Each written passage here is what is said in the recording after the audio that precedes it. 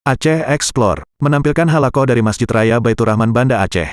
Subscribe, komen, like, dan share. Assalamualaikum warahmatullahi wabarakatuh. Alhamdulillahilladzi hadana lihadza wa ma kunna linahtadiya laula an hadana Allah. Ashhadu an la ilaha illallah wa ashhadu anna Muhammadar Rasulullah. Allahumma salli ala sayyidina Muhammad wa ala alihi wa ashabihi wa mawalah.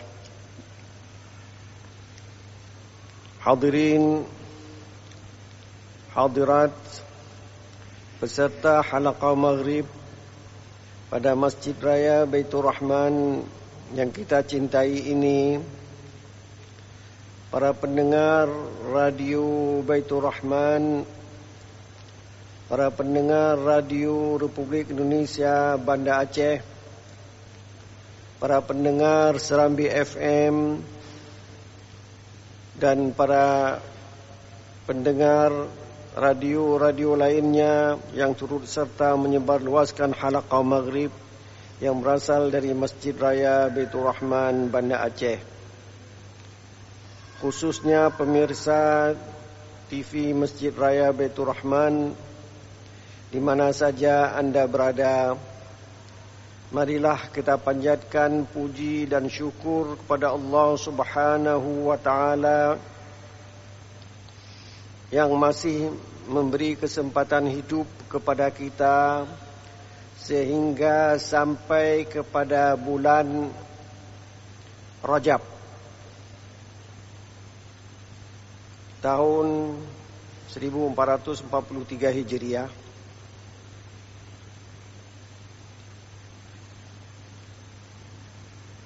Dua hari yang lalu, ada yang satu hari yang lalu, orang puasa Rajab, permulaan bulan Rajab. Dan Rasulullah sallallahu alaihi wasallam ketika masuk bulan Rajab berdoa, betul bulan Rajab ya, berdoa dengan sebuah doa yang diajarkan oleh para ulama kepada kita semua. Allahumma barik lana fi Rajab wa Sya'ban wa ballighna Ramadan. Walaupun Ramadan bulan Rajab, bulan Sya'ban, jadi bulan ketiga baru sampai bulan Ramadan, Rasulullah sejak bulan Rajab sudah berdoa, yang hadisnya diriwayatkan oleh Imam Tabarani. Bunyi doanya tadi, ya Allah, berikanlah keberkatan hidup kepada kami sejak bulan Rajab sampai dengan bulan Sya'ban, dan panjangkan umur kami hingga sampai ke bulan Ramadan. Itu keinginan baginda Rasulullah sallallahu alaihi wasallam. 2 bulan lagi belum bulan Ramadan sudah berdoa. Kalau kita berdoa juga seperti doa baginda Rasulullah sallallahu alaihi wasallam, tetapi yang lebih penting kita harus tahu rukun berpuasa. Apa rukunnya? Niat. Kapan kita niat? Itu harus kita belajar pada guru kita, pada ulama kita, menanyakan hal itu. Kalau tidak, kita berpuasa sebulan penuh tapi nilainya kurang karena banyak hal yang tidak kita kerjakan.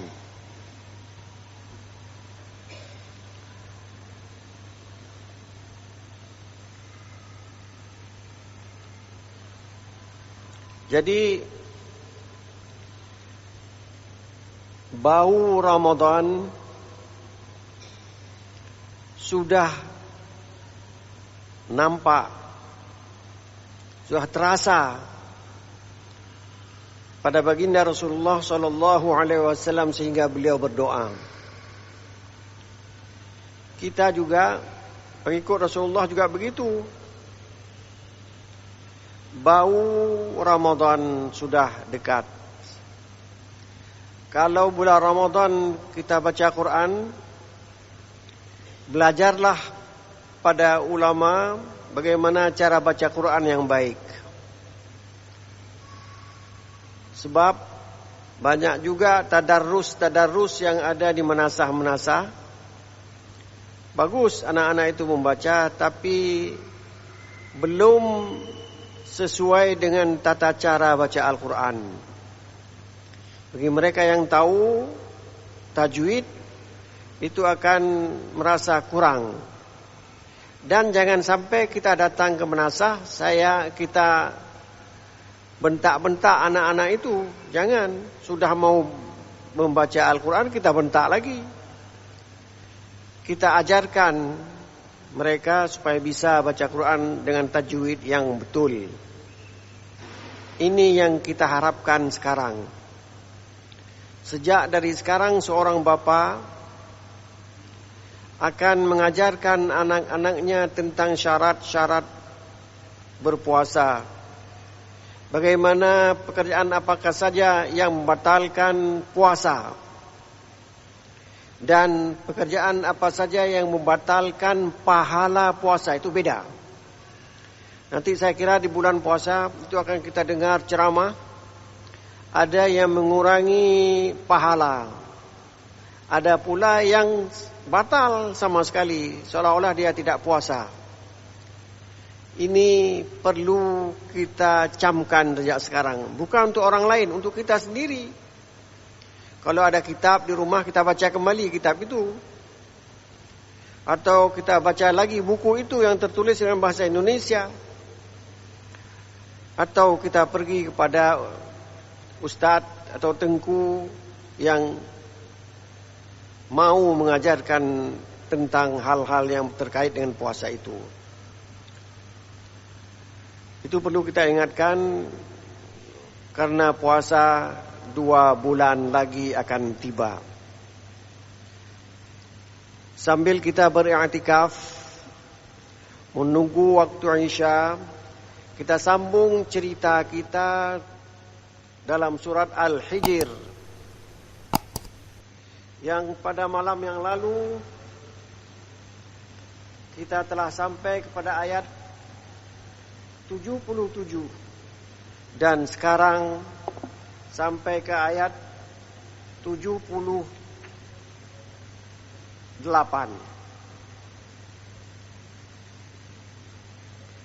Rupanya kita telah melewati 2 buah cerita.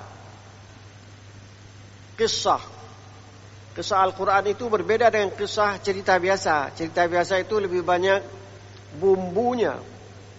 Sementara cerita dalam Al-Quran semuanya isi. Cerita Nabi Adam dengan iblis. Para malaikat waktu disuruh sujud kepada Adam, semuanya sujud kecuali iblis yang takabur. Orang takabur tidak disenangi oleh Allah dan tidak disenangi oleh makhluknya. Ada orang yang takabur, dalam kelompok kita tidak senang kepada beliau. Kedua, cerita Nabi Ibrahim dan Nabi Lut. Datang malaikat kepada keduanya. Yang satu memberi kabar gembira dan dianugerahkan anak Ishak. Sementara Nabi Lut diberitahukan bahwa kaumnya akan dihancur binasakan karena berbuat homoseksual. Sekarang yang ketiga,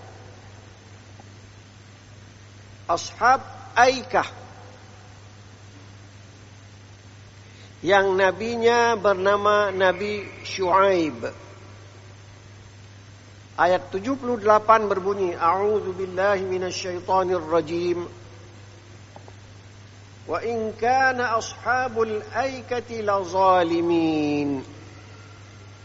Sesungguhnya ashabul aikah, mereka termasuk orang-orang yang zalim. Ashabul Aikah ini kaum Nabi Syuaib alaihi salam.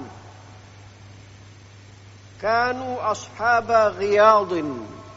Mereka tinggal di pepohonan yang banyak. Seperti kita lah di sini. Banyak pohon-pohonan. Dulu di Arab banyak pohon-pohon. Seperti kita di Aceh ini banyak pepohonan. Fakadzabu Syuaiban. Mereka mendustakan Nabi Syuaib. Fa'ahlakahumullahu ta'ala bi'adzabi yaumidz zullah.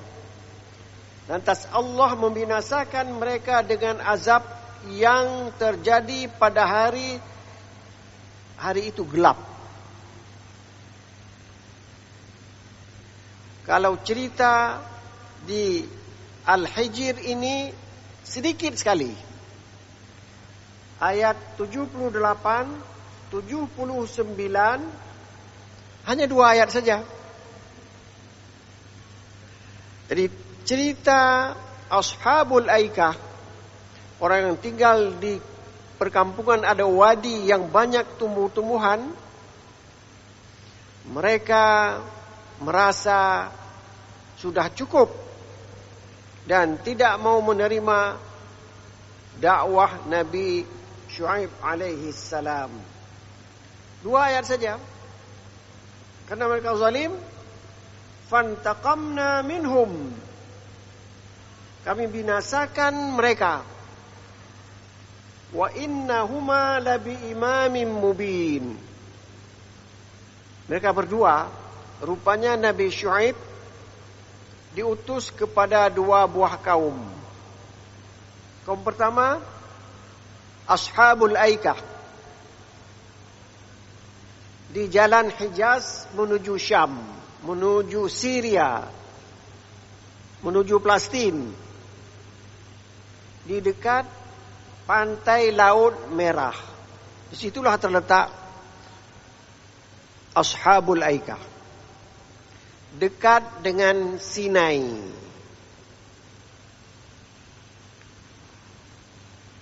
Orang cerita pernah pergi dari Kairo ke Sinai. Ceritanya begini. Naik mobil di Kairo, tidak jauh ke Sinai. Ada di situ Laut Merah. Digali lubang di bawah laut. Kemudian nanti di sana muncul ke Sinai. Itu kata mereka yang sudah pernah pergi ke Sinai. Sinai itu tandus.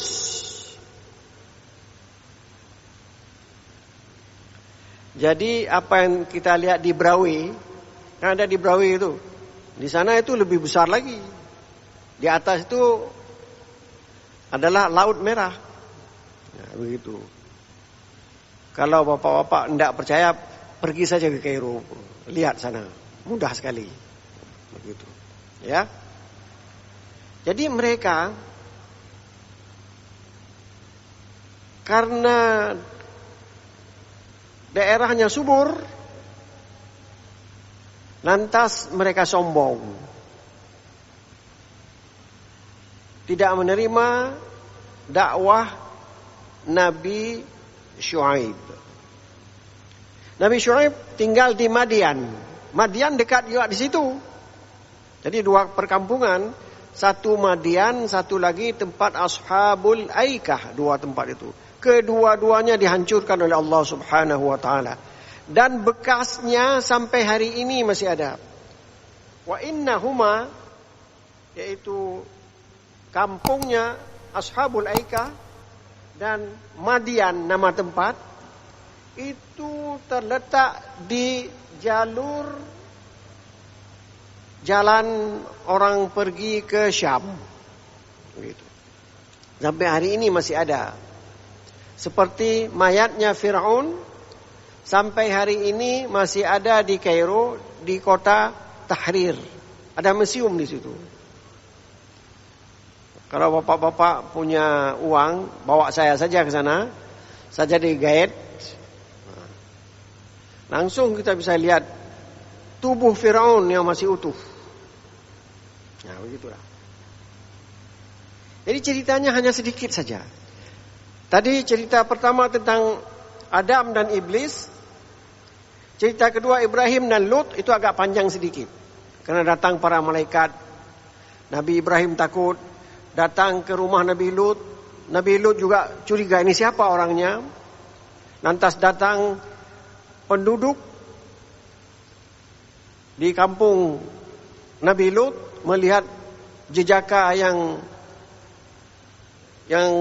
tampan, mereka ingin berbuat homoseksual sehingga ditegur dan sebagainya. Akhirnya mereka dibinasakan. Kalau kita mau dengar cerita Ashabul Aikah, kita baca surat Asy-Syu'ara yang berbunyi A'udzubillahi minasyaitonirrajim. Kadzdzaba ashabul aikatil mursalin. Ashabul Aikah yang tempatnya sangat subur dan pohonannya rindang, mereka mendustakan mursalin, para rasul. Padahal yang diingkari hanya satu, Nabi Syuaib saja. Tapi Quran mengatakan mursalin. Kenapa?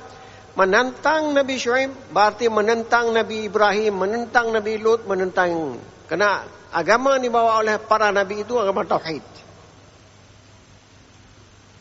Idz qala lahum Syuaibun ala tattaqun.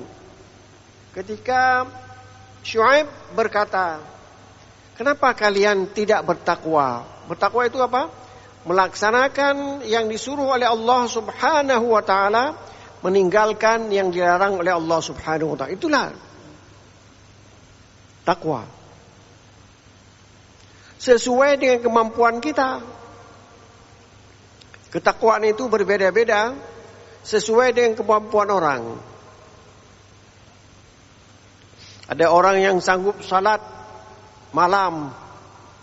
Ada yang tidak sanggup, dia lebih banyak salat sesudah Isya, salat witir terus 3 rakaat, selesai sudah. Ada yang bangun nanti di waktu sepertiga malam melaksanakan salat witir, beda-beda itu. Inni lakum rasulun amin. Saya ini, kata Nabi Syuaib, utusan Allah yang jujur, terpercaya. Maksudnya dia tidak menipu.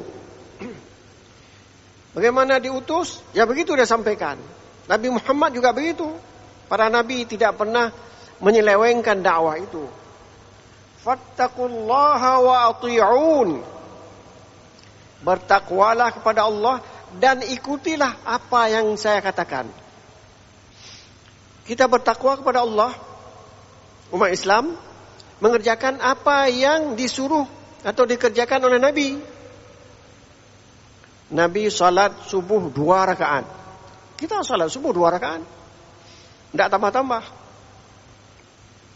Salat maghrib 3 rakaat. Kita salat 3 rakaat. Kenapa? Nabi mengerjakan demikian.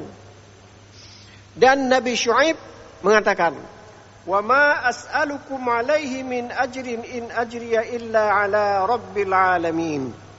Saya ini berdakwah siang malam di berbagai tempat, tidak memintakan imbalan.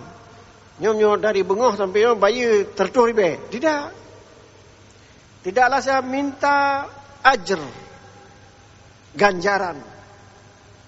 In ajriya illa ala rabbil alamin. Ganjaran saya harap daripada Allah Subhanahu wa taala. Itulah pendakwah yang bagus. Bukan ada lebih dulu berapa kamu bayar baru saya mau datang ke tempat kamu. Ini enggak, dia datang dibayar berapa, yang dibayar begitulah kejadiannya. Kemudian isi daripada dakwah Nabi Syuaib adalah auful kail, sempurnakanlah takaran. Kalau kita jual sesuatu ada takarannya, 1 tumpuk, 2 tumpuk, nah, itu jangan tumpuk itu. Atau kita jual buah rambutan, ada sesuatu di dalamnya kita taruh yang berat, di luarnya, sehingga waktu ditimbang seolah-olah banyak sekali, padahal itu tidak betul, timbangannya nggak betul gitu. Takaran juga begitu. Ikan yang kita tumpuk itu, yang busuk kita taruh di bawah, itu tidak boleh. Auful kail, takaran itu harus sempurna baru jual. Wala takunu minal mukhsirin, jangan kamu termasuk orang yang merugikan orang lain. Dijual 1 tumpuk. Tumpuk itu tidak cukup bilangannya karena sudah ditaruh batu di tengahnya. Itu merugikan orang lain. Wazinu bil qistasil mustaqim. Timbanglah dengan timbangan yang betul. Jangan timbangan kita ini kadang-kadang tidak betul. 2 kilo sebenarnya waktu dibawa ke tempat lain ada kurang 2 on. Atau berapa on, atau 1 on dan sebagainya. Tidak boleh kayak gitu. Ini pekerjaan umat Nabi Syuaib. Takarannya tidak betul, timbangannya juga tidak betul. Apakah itu diikuti oleh umat Nabi Muhammad? Ya, jawabannya terserah kepada kita. Sebaiknya jangan kita ikuti yang tidak baik. Wala tabkhasun nasa asya'ahum, dan kamu jangan merugikan, merampok harta orang. Wala ta'tsaw fil ardi mufsidin, dan jangan buat kerusakan di muka bumi ini. Jadi penyelewengan di kalangan masyarakat Nabi Syuaib, takaran tidak betul, timbangan tidak betul. Kemudian merugikan orang lain. Kalau besi 12, besinya tidak sampai 12. Saya tidak tahu, saya dengar aja orang bilang besi 12. Kalau sekarang ditanya sama saya, mana besi 12? Tidak tahu saya.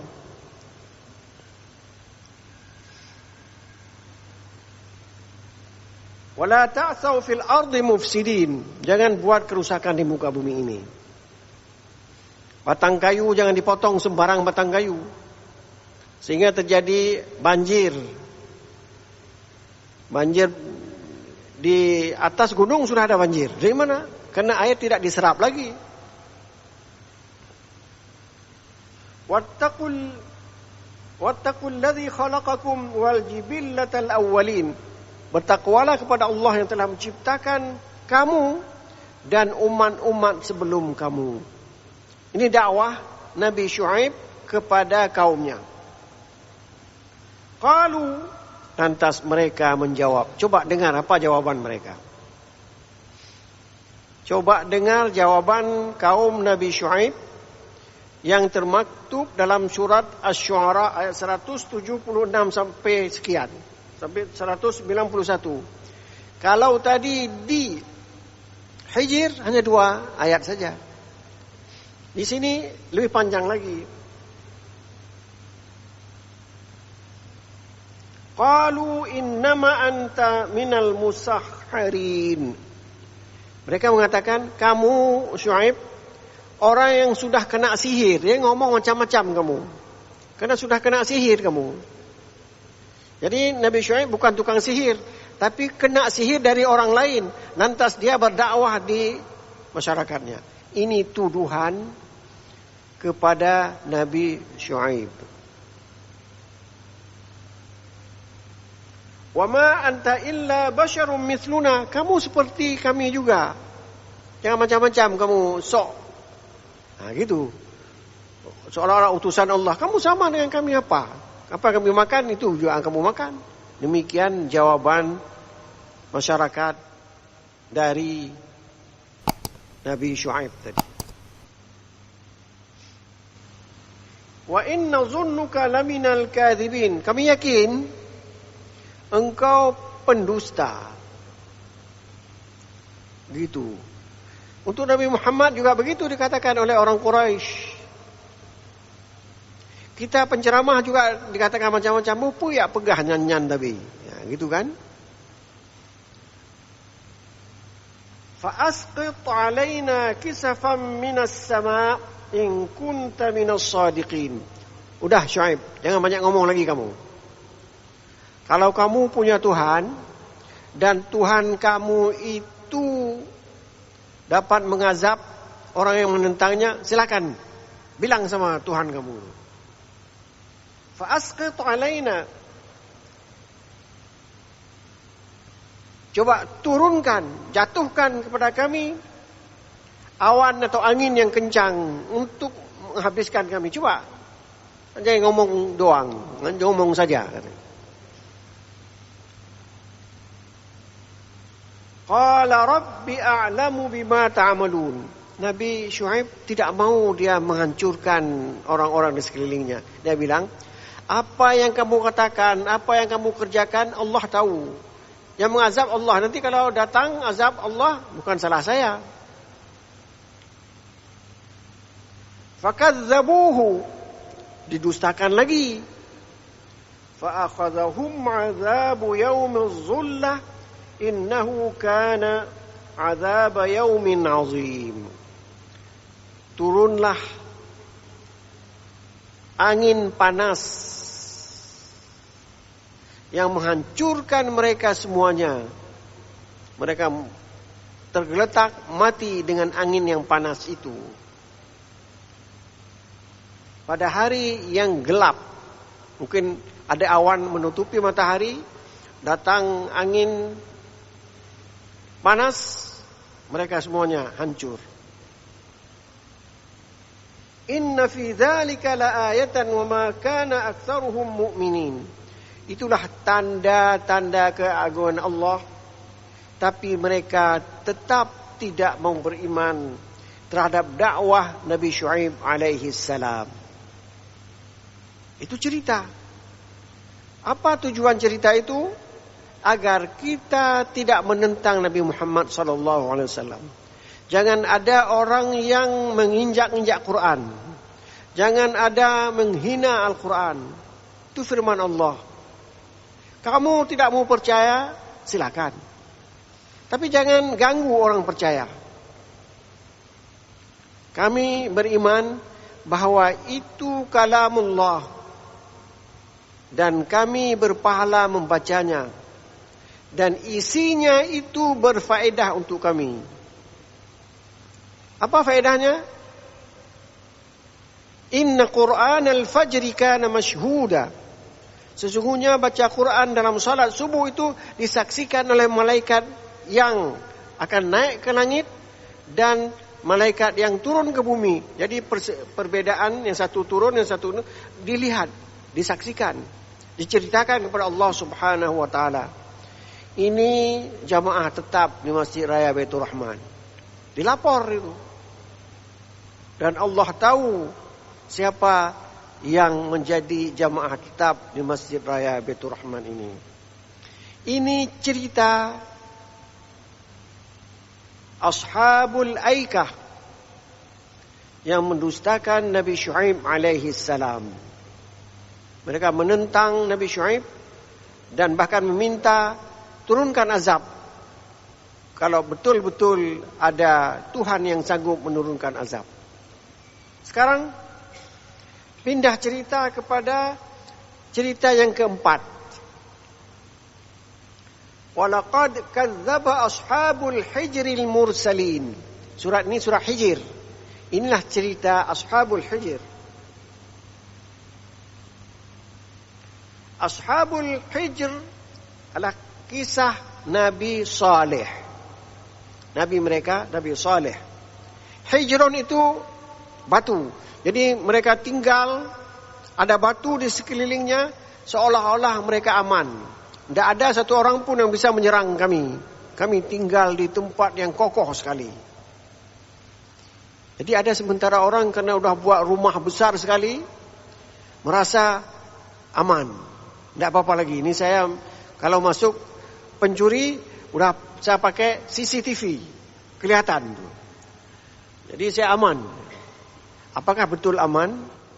Tergantung pada Allah. Jangan-jangan CCTV itu mati waktu itu. Karena listriknya tidak ada. Ya masuk. Habis. Disikat semua. Ini cerita yang keempat. Kisah Nabi Saleh.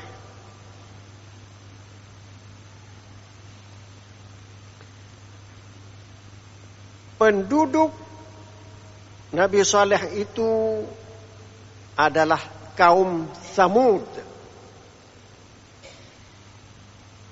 Hijr itu antara kota Madinah dengan Syam. Jadi ceritanya berputar-putar di situ saja. Antara Hijaz, Syam, situlah terjadi. Di situ Nabi Syuaib, di situ Nabi Saleh, di situ Nabi Lut, ya gitulah ceritanya.